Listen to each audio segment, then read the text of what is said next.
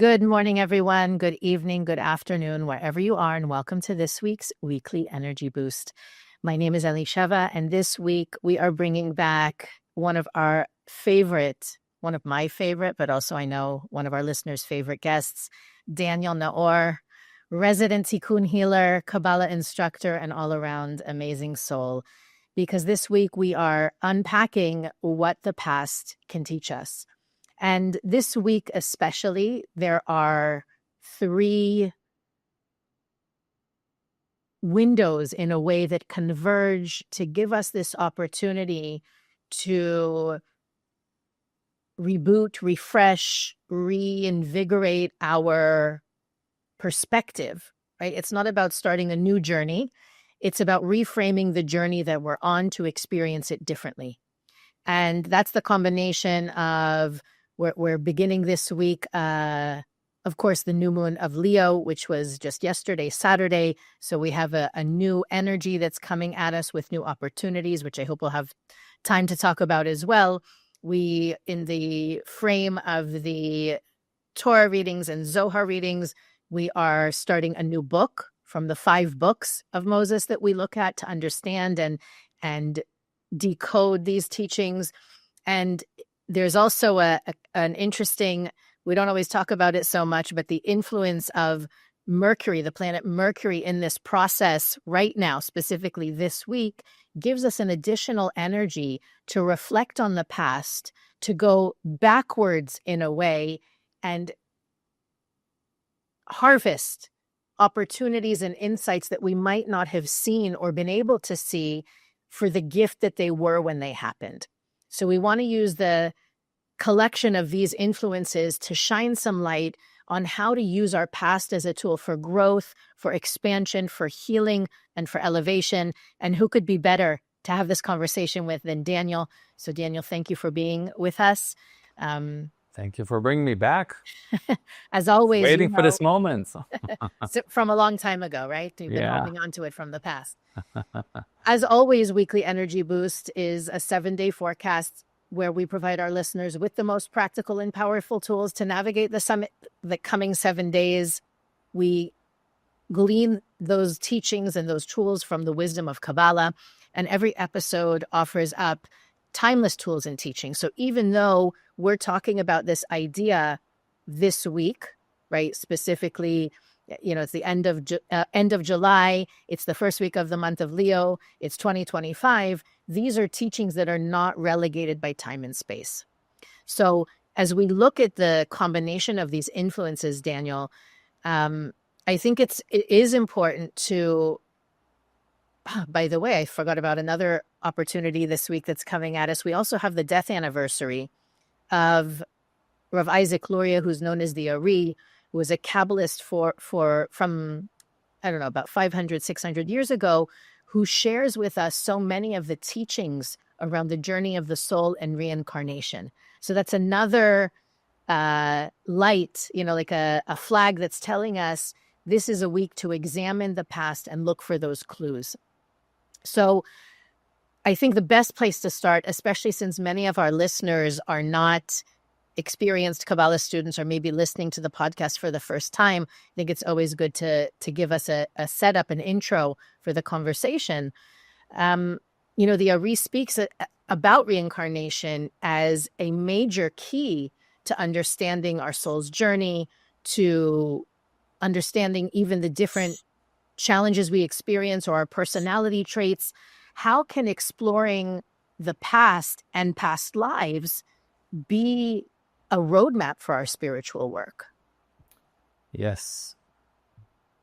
When we look at the point of view of Tikkune, which I like to talk about and work with, right? Tikkune, by default, it's the life lessons that our soul came here to learn. And by default, it's a repetition of the past, right? Whatever is unresolved from the past will continue to be relevant and try to resolve itself in the present. So, first of all, the Kabbalistic teaching that time is not linear, it's really circular. It repeats itself. And as we learn from the basic Kabbalistic teaching that time, space, and motion, but in particular time as we're dealing with it now, past, present, future, is really an illusion. But what does it mean practically? Practically means it's all happening right now. So the past is in the now. The future is in the now. So if we really want to live a better now and a better future, it's relevant to revisit those places in the past that we were affected by, that had such an impact on us, whether in a previous lifetime or from early childhood or even from 10 years ago. We weren't capable back then to deal with it, to process it, to digest it. So they left somewhat unresolved. Maybe it was a relationship that broke my heart that I never got over. But life moves forward, right? And that's sometimes what we're telling ourselves is just, keep on going. I have to keep on going. I cannot dwell in the past. And we're not talking about dwelling in the past. We're talking about processing the past. Sometimes, I worked with many people that never gave themselves time to grieve.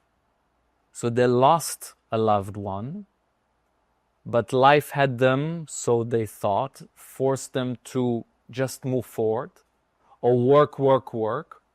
And so that heartbreak or that unprocessed pain still stayed within them.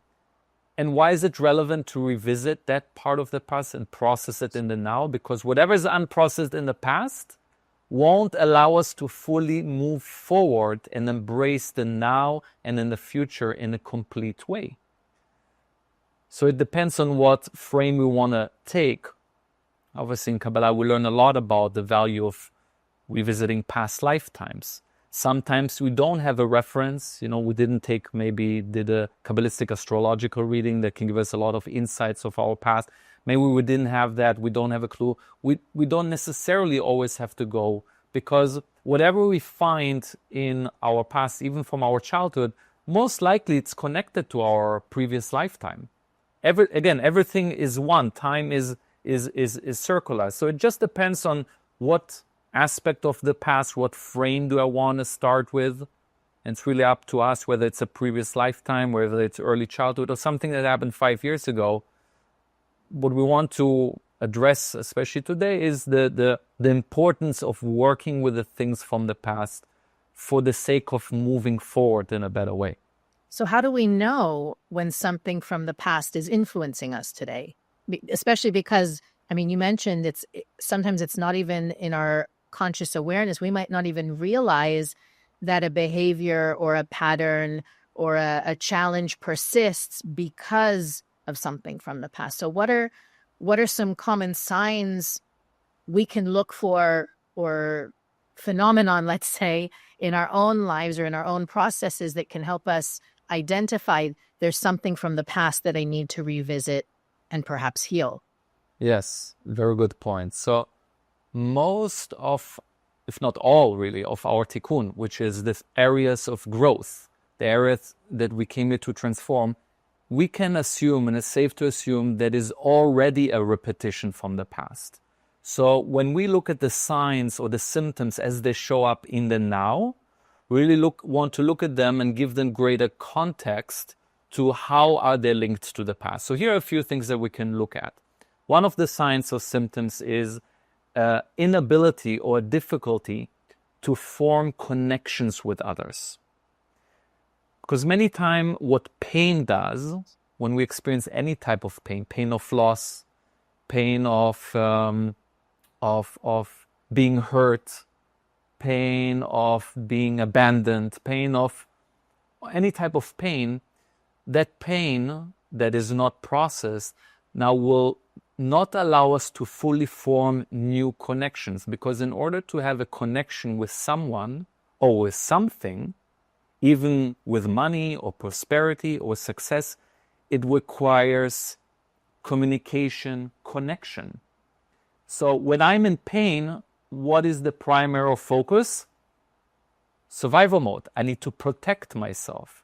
And then when I become overprotective and shield myself and put up a wall, it will make connections difficult. So if you look at someone and see they have a hard time forming connections, relationships, or even connection with co-workers, or they're like isolated, it's most of the time is an indication of something started this, and is something, probably something way in the past, childhood, previous lifetime, that formed some kind of overwhelm that now doesn't allow flow in relationship and connection. Another sign and symptom that can show up is numbness. When we feel numb, when we feel indifferent about a lot of things, it can be another sign of something still pending in my past that I didn't deal with. Because remember, Elisheva, that all of these things is like the classic fight, flight, or freeze response, right? When we under stress or overwhelmed or confronted with loss and pain, then we have the tendency to go to one of these three responses. So one of the freeze response can manifest and translate itself in our day-to-day life and just frozen now and translates as numbness or indifferent, inability to feel. And it served me maybe back then when it was an overwhelming situation. I needed that to survive. I needed to numb my emotions. Maybe I grew up in a dysfunctional household, hostile environment, and the only way for me to get through that and to survive is to disassociate, live in my dream world, right? So it had the function of protection, but the problem is when it's prolonged and now it's not needed anymore, and now life offers me the opportunity to have flourishing relationships, an opportunity of forming meaningful connections, but I'm still operating from a place of protecting myself through numbness. That's another symptom and sign that I need to revisit that when it first started, so I can form better connections and feel more alive in the present moment. You bring up such a valid point in this journey that sometimes we experience something, maybe loss or shock, or different things happen over the course of everybody's lifetime that rattle us. And sometimes we don't give ourselves time to process it, right? We're busy, maybe our kids are small, we're trying to get through school. There's all these absolutely valid, I'm going to call them distractions for this point that I'm trying to make. They seem very real and very important. And, you know, I'm the last person who's going to say kids are just a distraction. But in our minds, we rationalize not dealing with the pain or whatever rattles us because we don't have time. We have too many commitments. It's not efficient. Sometimes it's also not appropriate, right? You know, you could be in a huge business meeting or interview and you feel something traumatic come up. It's not appropriate in that moment to take time out to cry or to grieve or to process. But it's important to remember in the context of our conversation that Kabbalistically speaking, it's these moments that we actually are brought to each lifetime to work on. So even though the job and the family and the schooling and the whatever we have committed to or we're working on or that's taking our space in our life, it is important, and it seems more important than doing the growth and transformation work. What brings us into each lifetime is the growth and transformation work.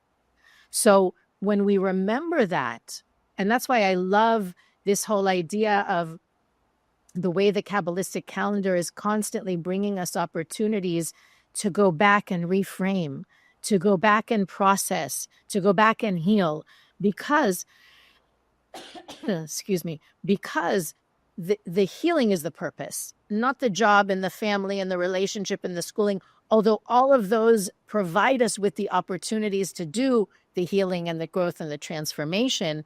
The goal is not the business. The goal is the revelation of the light of your soul. And I know it's such an abstract concept, but I feel it's important to remind us because that's what brings us here.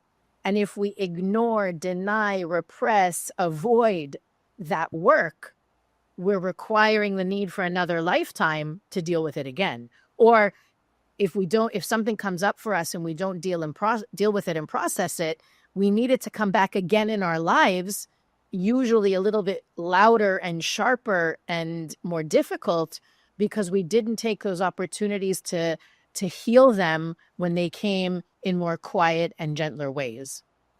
Yeah, and although, our ego will convince us that, no, it's not important now, or it's too painful to touch that.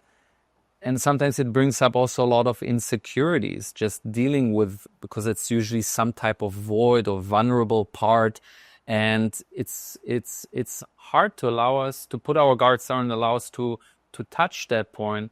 And so we rather be busy with things that we feel are lifting us up, where I get a sense of validation, where I get a sense of self-worth, right? So we're making ourselves busy, let's say with work, because in work I get the feedback, and if I perform well, then I feel good about myself, right? If I managed an amazing project or completed something, now I feel a sense of accomplishment. But like to your point, Elisheva, the greatest accomplishment is not what we do externally. The greatest accomplishment is to accomplish what our soul came in this world to do.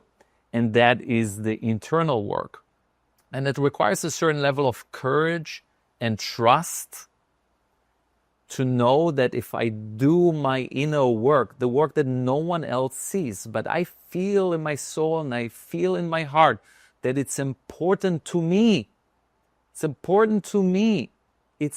Because all of us have that deeper knowing inside in what needs to be addressed.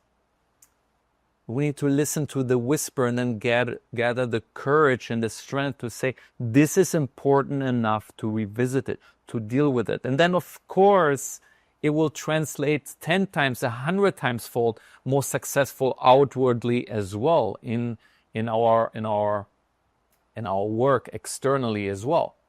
Because anywhere I go, I bring myself into the project, into the work, into the relationship.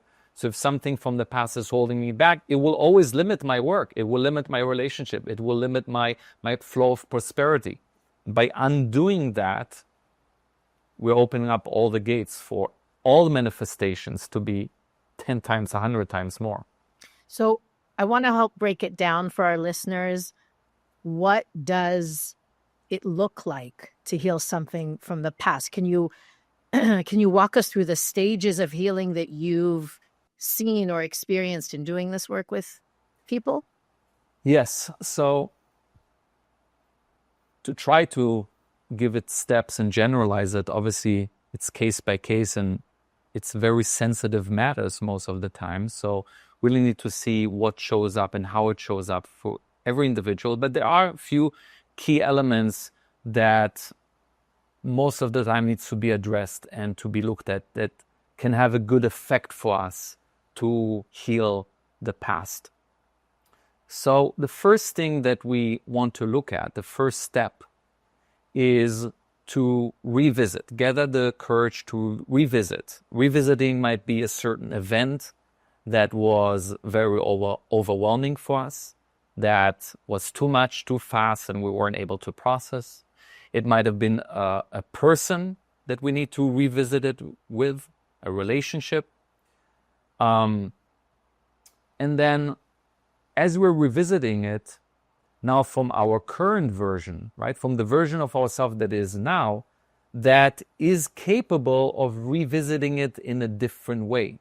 So if back then I didn't have the strength or the resources to handle it, now through guidance, whether guidance with someone, or I can do it myself through closed eyes visualization and going back to that time. By the way, we can use powerful Kabbalistic tools for that. If you're familiar with the 72 names of God, the first name of the 72 name of God that we use in Kabbalah as a form of meditation, a 3-letter combination that helps us to bring us back in time. So we can use one of these names, for instance, in our meditation to go back in time to revisit. And when we revisit, if we're doing this work alone, you can bring in and feel and invite spiritually the presence of any spiritual masters or ancestors, or even just the light of the Creator, to feel supported. Because what makes something overwhelming that we weren't able to process, that is still relevant for the now, is that we didn't have the resources or the strength to handle it. But now we do. So as you revisit it, bring to your attention into your physical space and their environment the light of the Creator. Anything that you feel empowered by, so that you don't feel alone. Okay? So first step will be to revisit. Then second step, revisit it with a support system, with resources, whatever it is that you feel gives you strength to stay regulated while you revisit the past, and gives you the strength to stay present with it, at least for a little bit. The third step will be to integrate this part of my past as part of my history, and it was let it become a part. Don't exclude it. You see, like when we try to cut off something from our past history and don't find ways to integrate it, we're cutting some, like it's cutting a limb off from our body. Our whole body is one body, right? So too, the version that we are today is only because of a version that we were in the past, and even the versions of ourselves that we were in a previous lifetime. So instead of condemning these versions and say, oh, they did so terrible and they were so weak, or they were so bad or not worthy or afraid, or if we're viewing past versions of ourselves in that way, we can never feel at peace right now, because we are an accumulation of our past, our present, and by the way, our future version also already exists, but we'll talk about that another time. Do you think that applies also to situations that, let's say, the cutting things out analogy, does that also apply when we cut people out of our lives? 100%. 100%. Especially the groups of souls that we are reincarnated with, talking about reincarnation and Dari, right? The Kabbalistic writing has explained that we usually have the tendency to reincarnate with groups of souls. And most of the time, family members are part of these groups of souls. It's not our first time around. And when we reincarnate as groups of souls, there's this mutual responsibility for one another. It's another organism. It's another system. Just like our body, these groups of souls are part of us. And our spiritual growth and success depends on our connection to them. Now, our connection doesn't mean that we need to be best buddies, hang around, and love each other, but there needs to be an honoring system. There needs to be an inclusion. There needs to be an acknowledgement that you are part of me. You're part of my system. And if it's family members or parents, like, you are part of my origins. You're part of what gave me life. You're part of what shaped me, what made me me. If I exclude especially part of my parents, I'm excluding a part of me. Because we have, as Dari explains actually, that we have a part of our father and part of our mother inside of us. And Dari explains the different parts that we receive from mother and father. So from our father, we receive our surrounding light, which is all the light of our potential, motivation, and protection. And from our mother, we receive inner light, internal light, which also makes sense because we grow in our mother's womb. So it's all about all the Tikkune, but also all that relates to relationships and connection and nurturing. So again, doesn't mean they could have been, by the way, the worst people in the world and could have done terrible things to us or to others. Nevertheless, they're the chosen channels to which I received life and part of my surrounding light and inner light. If I exclude that, I'm hurting myself. So to your point, definitely people, family members, but even friends or spouses that had a big impact on me, important to include and not to exclude. Yeah. So powerful. I see so much pain coming from that trend these days to cancel people or to cut them off. And just thinking in terms of the soul, what the soul has to go through every lifetime to come to the perfect environment, to give them the opportunity to heal and transform, to shine the maximum light possible, all the orchestration that goes in. And then an individual says, this part I'm not going to do. And or this part I'm not going to deal with. This part I'm not going to heal. It's such a painful thing to witness when you think of it as we're one organism and we really need one another to heal and to flow and to grow. Yeah. I wanted to ask you if there's a way to know when something has been fully processed, or to know when something from the past no longer has power over us. I think we feel it, right? I mean, if something in the past has no power over us, or when we feel it's healed, that is your question? Mm-hmm. How do we know what are the way to know when the work is complete? When the work is complete, yeah. I think like to call them meta feelings, right? There's certain emotions that we have, like fear, anger, joy, sadness. But then there are these things that are beyond emotions, like these meta feelings, meta emotions, which is love, which is peace, which is unity, which is harmony, right? Those are big things. Those are collective things. So when we honestly can look at our past, let's say a past version of ourselves, and we can look at it and our internal experience is peace, it's safe to say that the work is probably done or close to being done, because it can rest now. Where something is still pending and it's restless, it means there's still something to work with. If I had a very challenging relationship with someone in my past, a family member or a sibling or a parent or a spouse, and now I look back and what used to still trigger me or feel at unease, now I can look at it with compassion, understanding. I look at it, my internal experience is different, and I experience one of those meta feelings, then it's a good indication we're on the right track, or maybe even already done with that chapter in our life. Yeah.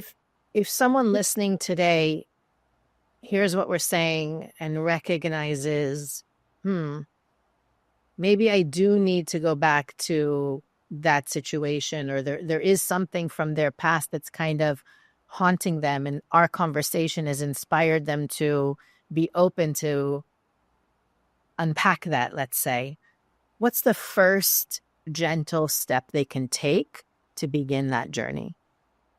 Yeah. I always like to go to like giving people, self the clarity, starting with clarity, opening things up and seeing what's going on in a non-judgmental way. That's usually the very first thing that I do in a Tikkune healing session is let's unpack, but let's remind ourselves that everything that we're reviewing now, we're reviewing it from a non-judgmental place and with a compassionate eye. That means I really want to open up and address everything.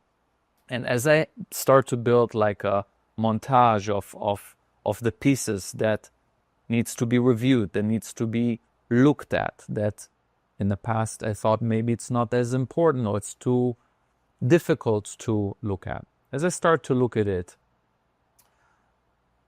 I start to look at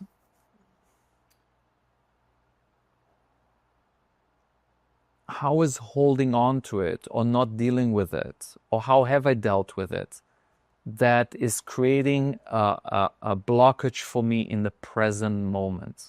Okay, so after we created this montage, we want to look at the what's holding me back in that part, and why I'm still holding on to it, and what is the possibility, what would it look like if I were to let go of that, or free myself from that, or heal that. So it starts to put us in a place of more possibilities. First opening it up, then to see into an understand. Again, it's our free will. It's our free will. What do I want? If I understand, if I'm going to continue to not deal with it, not address it, and let's say live with the symptoms of disconnection, or maybe even a physical symptom as a result of that past blockage, or it blocks me from manifestations in relationship or in business, or I'm so rigid. Like, what will happen if I don't deal with that aspect of the past and continue to live this way 5-10 years from now? And then again, just an honest question, right? What will happen? Do I want that?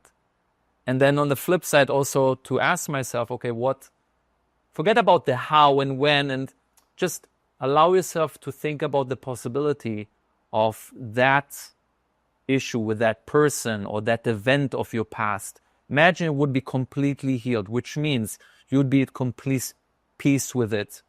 Will be nothing pending anymore from the past. How would it affect your life now? And just putting these possibilities in front of us, I think is a great first step to awaken a desire to want to start this journey of healing.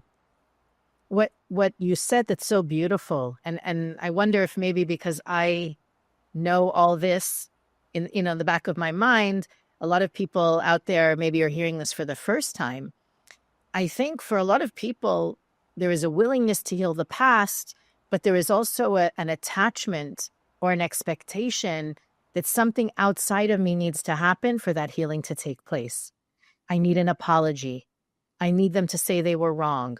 I need to tell them something. And from the context of this conversation, nothing external is necessary. It's really important, I think, for us to say it explicitly, because a lot of people stay in limbo or in a holding pattern, not being able to move on because they're waiting for even someone to die, right? To be able to move on and move past some hurt or incident in history, to be able to live freely without it. There is nothing physical that can hold us back from doing that work. It's so important to remember it. And if what I'm saying sounds impossible or too big to even swallow, I really recommend, especially if you have identified in the last 30 minutes something that you do want to at least start to work on, right? Open up to addressing it. The Tikkune healing sessions that Daniel and some of the teachers at the center do are so powerful, because sometimes it is scary to touch a wound or to open up a chapter in our lives that we've worked so hard to put behind us. But putting behind us doesn't necessarily mean accepting, embracing, integrating, healing, grieving, and all the things that Daniel spoke about. So if that is something that you're willing to try, and you want not only a witness but a guide in that process, that's what these Tikkune healing sessions are all about. Daniel, maybe you can explain more what goes on, or better, what goes on in these sessions. But I feel like there's such an opening, especially, and I know we didn't have time to get too much into it, but now that we're in the beginning of the month of Leo, it's really the universe that the Kabbalistic calendar is winding down. We're 1 month away from the cleaning house and getting ready for the new year. So I find that in this month also, things that we said we wanted to work on or promised ourselves we would look into, or maybe we read a book or we heard a lecture and we were inspired to take something to the next level, and then life got busy and we forgot about it. Those reminders, those memories are going to come back this month. And I think Tikkune healing is a great way to step into a higher level of awareness with those moments. Can you share with us a little bit about how that can look? Yes. First of all, to your point, it's so, you got me inspired by it to remind me of that really there's no excuses, right? Sometimes we're waiting, and I can share with you personally for myself too. I know the areas that when I open up to someone or ask for help or got a certain guidance from someone, it's like, oh my God, what was I waiting for? I gave myself all these excuses, or I was waiting for certain things to happen, like you said, externally, to give me permission to, or that's the only way, right? The only way that I can resolve it if this person will say I'm sorry, or the only way it will resolve if they will change, or maybe some areas we think it's impossible, and it's like we just accepted it and we live on with that. But it's never the case. Like you said, Kabbalah will learn it just me in the light of the Creator.